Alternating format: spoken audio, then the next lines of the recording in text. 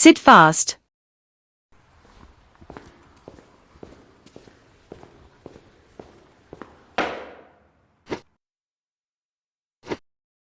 Thank you. Sit easy. For those of you who don't know me, I am Air Commodore Shadow, Task Group Commander for Number 1 Australian Air Task Group. This briefing is classified as level secret under Australian security clearance definitions. You are all here under orders for Operation TRIDENT'S Reach. We'll start the briefing with a rundown of the operations order presented by our Task Group S2. Squadron Leader? Thank you, sir. I'm Squadron Leader William Ashford, callsign Dusty. I'm the Task Group Intelligence and Security Officer. The current time in theatre is 1501 hours. Prepare to synchronize time at 1502 hours in 10, 9, 8, 7, 6, 5, 4, 3, 2, 1. Hack. We will begin the operations order. This is Operation Trident's Reach, a follow-on operation from Cobalt Dawn, yesterday's offensive action against the Islamic Republic of Iran. Let's get started. Number 1 Australian Air Task Group has been deployed as a component to Task Force 633 at Al Minhad Air Force Base in the United Arab Emirates, as a contribution to military intervention against the Islamic Republic of Iran. This is the current situation. After the initial American strikes of Operation Epic Fury, Israeli strikes of Operation Roaring Lion and Australian strikes of Operation Cobalt Dawn, there have been several major developments. The Islamic Republic of Iran government regime have taken grievous casualties to their leadership, including Ayatollah Ali Khamenei, Supreme Leader of the Islamic Republic. Others include Rear Admiral Ali Shamkhani, Secretary of the Iranian Defense Council, Major General Mohammad Pakpour, Commander of the Islamic Revolutionary Guard Corps, Major General Abdurrahim Musavi, Chief of the General Staff of the Iranian Armed Forces, Brigadier General Aziz Nasirzadeh, Minister of Defense and Armed Forces Logistics, Brigadier General Hossein Jabal Amelian, Chairman of the Organization of Defensive Innovation and Research, Mohammad Basseri, Senior Intelligence Ministry official, and Yahya Hosseini Panjaki, Deputy Minister of Intelligence for Israel Affairs and Head of Directorate for Internal Security of Ministry of Intelligence and Security. All of the aforementioned targets were eliminated in the first day of operations, causing mass confusion within the government regime and significant disruptions in the command and control of Iranian armed forces. The result of this chaos and disorder was the Islamic Republic of Iran launching 3 massive salvos of ballistic missiles and one-way unmanned combat aerial vehicles, targeting not only coalition forces and their territory, but quite literally every neighboring country west of Iran. The United Arab Emirates alone have tracked 165 ballistic missiles, 152 intercepted, 13 fell at sea, 2 cruise missiles, both intercepted, and 541 drones, 506 intercepted, 35 fell in territory. 3 fatalities have been recorded. All 3 were civilians from Pakistan, Nepal, and Bangladesh. 58 injuries have been recorded from falling debris. US Naval Aviation and US Air Forces are conducting round-the-clock strikes on military targets inside of Iranian territory, targeting ballistic missile launch facilities, weapons manufacturing facilities, and airfields. During these strikes, there has been very little air opposition encountered, except for a pair of F-4E Phantom II fighters destroyed by 66 Squadron RAF Fa-18C aircraft. The coalition has significantly degraded the Iranian air defense network by destroying a large number of air surveillance radar and surface-to-air missile sites. Notably, a considerable amount of mobile short and medium-range SAM systems have also been targeted, resulting in a large number of Iranian frontline systems being destroyed. The Islamic Revolutionary Guard Corps have issued warnings prohibiting vessel passage in the Strait of Hormuz. In blockading the strait, this will add significant economic and resource pressure on a large number of foreign countries reliant on products shipping out of the Persian Gulf, particularly oil and liquid natural gas. In the past, the Islamic Republic of Iran have interfered with shipping throughout the Persian Gulf, Arabian Sea, and Strait of Hormuz by using IRGC and Islamic Republic of Iran Navy vessels to harass merchant shipping traffic and mining vital waterways. We can expect that Iran will use newer means, such as one-way attack UAVs. Iran also possesses several HY-2 Seersucker anti-ship cruise missile batteries, which were purchased by the regime in the early 1980s to use against Iraq during the Iran-Iraq War. They are likely to use these to enforce the closure of the Strait of Hormuz. Enemy forces. Dispositions of enemy forces, Their strengths and their locations are somewhat difficult to ascertain at this time due to significant disarray in their force organization. Air Defense Forces. The Islamic Republic of Iran Air Defense Force is the anti-aircraft branch of Iran's regular military, the Artesh. It split from the Air Force in 2008 and controls the country's military radar network.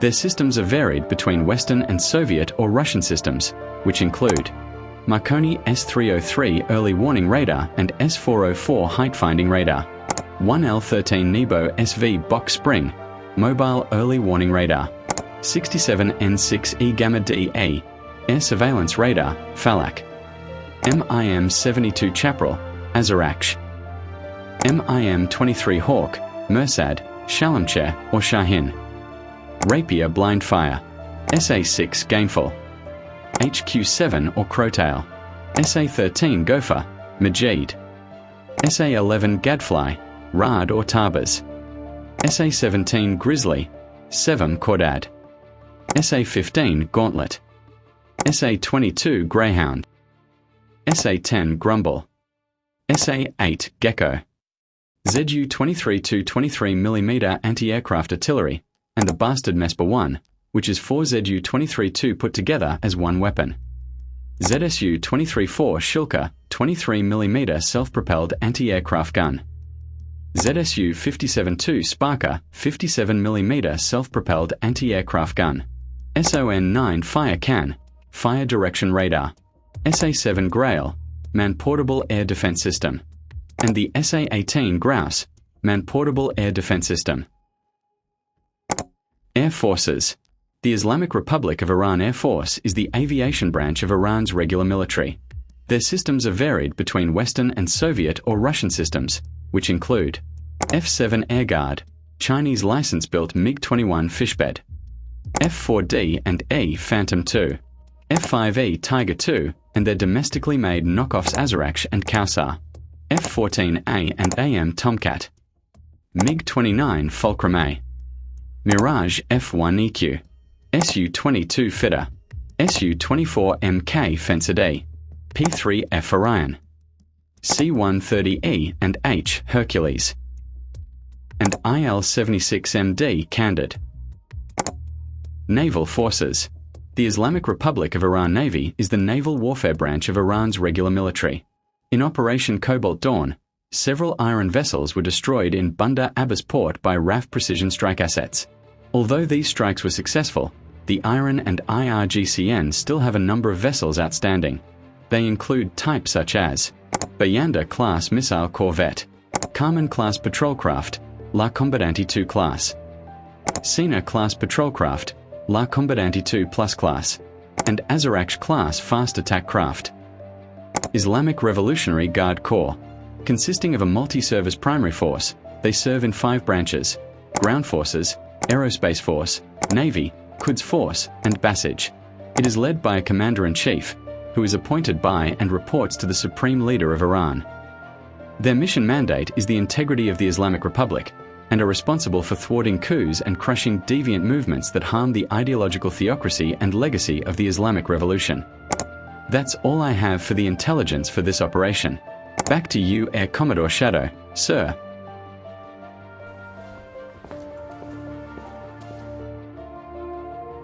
Thanks, Dusty. Good intel on the threats in theatre. Keep us posted if anything changes. US CENTCOM has overall command of the coalition and is in overall command for this operation. Commander's intent is that coalition air forces will execute multi-domain patrols in the Persian Gulf and Strait of Hormuz to provide continuous overwatch and kinetic deterrence. Our objective is to neutralise Iranian interference and guarantee the unimpeded transit of commercial shipping. Our headquarters is located with Joint Task Force 633 at Al Manad Air Force Base. JTF 633 comprises of 2 Australian Defence Force task forces. They are Number 1 Australian Air Task Group, a joint force of Virtual Royal Australian Air Force and Virtual Australian Regular Army aviation units consisting of Number 66 Squadron VRAF, Number 76 Squadron VRAF, and Number 2 Army Aviation Regiment. The other is Royal Australian Navy Task Force, a joint task force of Virtual Royal Australian Navy, Virtual Australian Regular Army, and United States Marine Corps units, consisting of L-02 HMAS Canberra, the helicopter landing dock ship, DDG-39 HMAS Hobart, lead ship in the Hobart class guided missile destroyers, Alpha Detachment of 808 Squadron, Royal Australian Navy, Fleet Air Arm with 4 MH-60 Romeo Seahawks, 35th Water Transport Squadron, Australian Regular Army with 4 LCM-8 landing craft, Alpha Company 2nd Battalion, the Royal Australian Regiment, Detachment Alpha, Alpha Squadron, 2nd Army Aviation Regiment with 4 AH-64 Echo Apache Guardians, Detachment Alpha, Delta Squadron, 2nd Army Aviation Regiment with 6 UH-60 Mike Blackhawks, and Detachment Alpha, Marine Attack Squadron 214, the Black Sheep, from United States Marine Corps with 4 AV-8B Harrier 2s. Air facilities available for this operation are Almanad Air Force Base, Al Dafra Air Force Base, Leewah Air Force Base, and HMAS Canberra. Joint Task Force 633 is the primary command element for all Australian Defence Force units in the Middle Eastern area of operations and reports to US CENTCOM. Headquarters, Number 1 Australian Air Task Group and Royal Australian Navy Task Force are subordinate to Joint Task Force 633. Only targets authorised under the Air Tasking Order or by Task Group Commander are to be engaged by Australian forces. This operation will be conducted in 4 phases. They are Phase 1, destruction of the anti-ship cruise missile site at Abu Musa Island. Phase 2, destruction of the anti-ship cruise missile site at Larak. Phase 3, destruction of the drone facility on Kesham Island. And Phase 4, battle space is declared clean and no further contacts are inbound. All flight commanders are expected to coordinate with each other to achieve synchronised time on target for applicable target packages as per the Air Tasking Order. All air forces are to report to their respective command and control agency. The C2 agency for this operation is MAGIC, a Number 2 Squadron VRAF E-7A Wedgetail Airborne Early Warning and Command aircraft. The rules of engagement are air-to-air weapons yellow, hold. All confirmed Iranian military targets are weapons red and free. Flight commanders are responsible for their respective flights, including communications traffic to C2 agencies. As per standard operating procedure, should a flight commander be disabled or attrited, assumption of command of a flight is assumed by the element lead or wingman as appropriate. Airborne Early Warning and Command controllers will assume air traffic control responsibilities prior to the AEW and C platform arriving on station. All flight commanders are to follow airfield procedures requesting for startup, taxi and takeoff clearance. Facilities are available for fixed-wing aircraft maintenance and repairs at Almanad, Al Dafra and Leewah Air Force bases. Facilities are available for rotary wing and STOL aircraft maintenance and repairs at these stations and aboard HMAS Canberra. Operation Jump Off is 1700 hours Delta, local time. Code words are attached as Annex B of the operations order provided in your briefing packets. I'm now opening the floor to questions in order of flight packages.